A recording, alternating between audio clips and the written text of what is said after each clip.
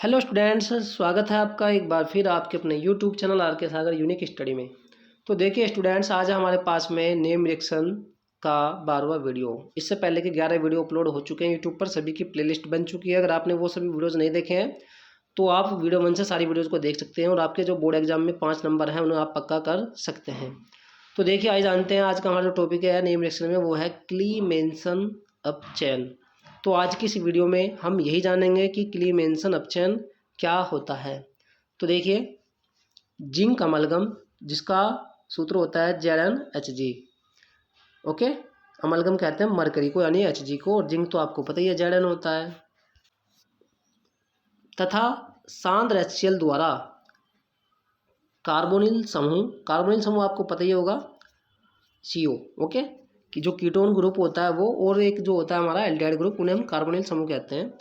Okay, तो यहाँ पर ये है C डबल बॉन्ड और ये सिंगल बॉन्ड, यहाँ पर सिंगल बॉन्ड है। आपको पता है कार्बन 4 बॉन्ड बनाता है, तो उसको मैंने लिखा है यहाँ पर C डबल बॉन्ड और एक बॉन्ड यहाँ पर ये और एक बॉन्ड यहाँ पर ये।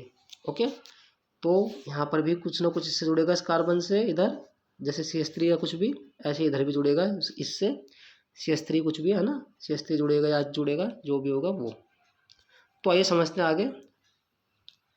को मेथिलीन समूह, इसको हम कहते हैं CH2। ऐसे यहाँ पर भी है CH2, ये सिंगल बॉन्ड, ये सिंगल बॉन्ड। ओके, आपको पता है कार्बन 4 बॉन्ड बनाता है, तो 2 बॉन्ड इधर बन जाएंगे और 2 बॉन्ड इन हाइड्रोजन के साथ में। अभी आपको और एग्जाम्पल के माध्यम से अच्छे समझ में आ जाएगा। में अपचयित करना ही क्या कहलाता है, क्लीमेंसन अपचयन, या फिर आप कह सकते हैं क्लीमेंसन अभिक्रिया कहते हैं। आइए एक बार फिर से समझते हैं और आसानी से आपको समझ में आएगा।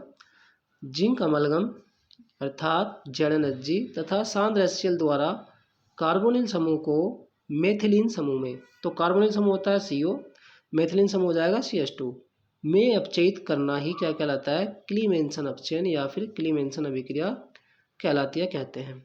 जैसे कि एग्जाम्पल, पहले बच्चों आप स्क्रीनशॉट लीजिए, फिर मैं आपको एग्जाम्पल को अच्छे से समझाता हूँ। हो गया? तो देखिए बच्चों, तो देखिए जैसे यहाँ पर मैंने लिया है, ये देखो ये है एसीटोन।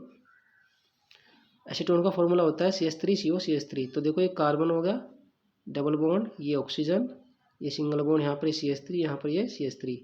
तो ये जो CO ग्रुप है यही क्या है, कार्बोनिल समूह है। कार्बोनिल समूह में कीटो ग्रुप है, कीटोन ग्रुप है, कीटोन समूह है। ओके ओके, तो इस पर क्या होता है, जब हम इस जिंक अमलगम और सांद्र HCl से क्या कराते हैं, इसका अपचयन कराते हैं, तो क्या होता है, हमारा जो है मेथिलीन समूह ये वाला CH2 ये बनता है ना।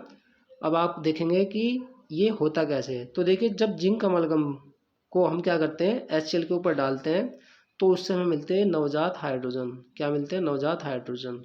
ओके, तो कुल हमें 4 नवजात हाइड्रोजन की आवश्यकता होगी। ओके, इस अभिक्रिया को कराने के लिए। देखो रिएक्शन अब कैसे होगी, ध्यान से थोड़ा देखना है आप लोगों को। मैंने अभी क्या बताया, जब हम HCl पर क्या करेंगे, जिंक अमलगम पर, सॉरी, जब हम जिंक अमलगम पर HCl डालेंगे तब हमें क्या मिलेगा, तब हमें मिलेंगे 4 नवजात हाइड्रोजन। क्लियर? अब होता क्या है, जो कार्बन और ऑक्सीजन के बीच का जो डबल बॉन्ड है, देखो ये ब्रेक होगा यानी टूट जाएगा यहाँ से, और जो 2 H है वो इधर, और जो 2 H बचेंगे वो हमारे होंगे इधर। ठीक है, तो देखो ये तो बन गया हमारे यहाँ पर ये वाला इधर का H2O जो कि साइड प्रोडक्ट है। अब यहाँ पर आप देख रहे हैं ये CH3, ये कार्बन है, कार्बन पर जब 2 H जुड़ेंगे तो हो जाएगा CH2। क्या बन जाएगा वो, CH2। और ये हमारा CH3 सेम टू सेम है। क्या है, जो हमारा CH2 है वो क्या है, वो हमारा सेम टू सेम। ओके, एक बार फिर से समझिए। देखिए, जब हम इस एसीटोन पर क्या करेंगे, जिंक अमलगम और HCl की क्या कराएंगे, अभिक्रिया इसके द्वारा अपचयन कराएंगे, तो क्या होता है, जो 4 नवजात हाइड्रोजन है वो कहाँ से मिलते हैं, मैंने अभी आपको बताया, जिंक अमलगम पर हम क्या करते हैं, HCl डालते हैं, इसकी अभिक्रिया कराते हैं, तब हमें मिलता है नवजात हाइड्रोजन। कितने, 4। आप चाहे कितने भी ले लें, लेकिन हमें कितने की आवश्यकता है, 4, क्योंकि हमें यहाँ से डबल बॉन्ड तोड़ना है। एक डबल बॉन्ड को तोड़ने के लिए 4 नवजात हाइड्रोजन की आवश्यकता होती है, अगर आपको किसी का क्या कराना है, अपचयन। तो मैंने अभी आपको बताया कि जो 2 H हैं, 4 H में से 2 H इधर और जो बाकी 2 H है वो इधर जुड़ जाते हैं। अब ये देखो ये बनेगा CH3 और ये वाला कार्बन इस 2 H के साथ में जुड़ कर क्या बनाएगा CH2। तो बन गया ना CH2। ओके, 2 H थे, एक कार्बन था, एक कार्बन और 2 H यहाँ पर हो गए। अब ये CH तुम्हारा जो हमारा CH3 है वो सेम टू सेम है, तो ये बन गया हमारा CH3 CH2 CH3। ओके, जिसका नाम होता है प्रोपेन। ओके, क्या होता है प्रोपेन। कार्बन 3 है, 3 के लिए हम क्या लगाते हैं प्रोप, और सिंगल बॉन्ड के लिए हम क्या लगाते हैं एन, तो ये होगा हमारा प्रोपेन।